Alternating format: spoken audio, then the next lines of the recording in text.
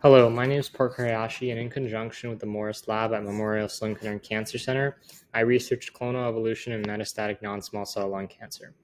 Every year, 90% of cancer deaths come as a result of metastatic cancer, also known as stage 4 cancer. To gain a deeper understanding of this stage of cancer, I delved deeper into the genetics of the metastatic process and worked to identify which genes were selected for in metastasis. To do so, I inferred the clonal evolution and migration histories of NSCLC patients. Through the use of recently developed machine learning techniques and processing large patient datasets, I successfully constructed highly accurate clonal evolution trees. After post-processing the list of genes, I was able to identify SETD2 as a gene significantly associated with metastasis. I've identified a gene which has been subject of minimal previous research, which could aid future researchers as a potential therapeutic target for metastatic NSCLC. To begin, I started with the DNA sequencing data from all NSCLC patients at MSK. I then filtered this data set and created individual patient data frames containing key information about each of their mutations.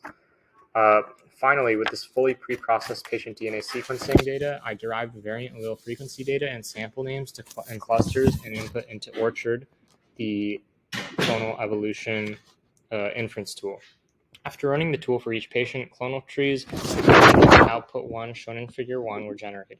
Using this clone tree as an input for Mediant, the migration history inference tool, migration histories resembling the output 2 shown in figure 1 were created.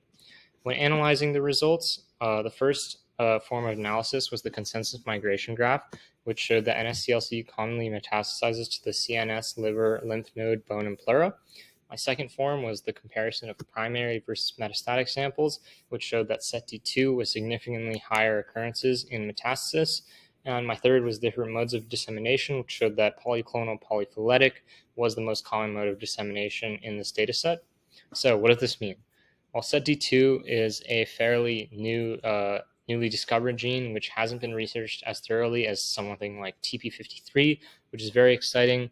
And our findings play a critical role in solidifying these claims, as the implications of this gene hasn't been obviously as thoroughly discovered and thoroughly explored.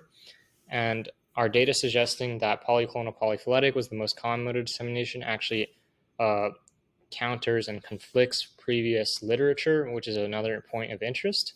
So this study serves as a critical building block in the process of inhibiting lung cancer progression through deeper understanding of aforementioned mutations and their correlations to anatomical data and anatomical sites and metastasis in NSCLC. Thank you.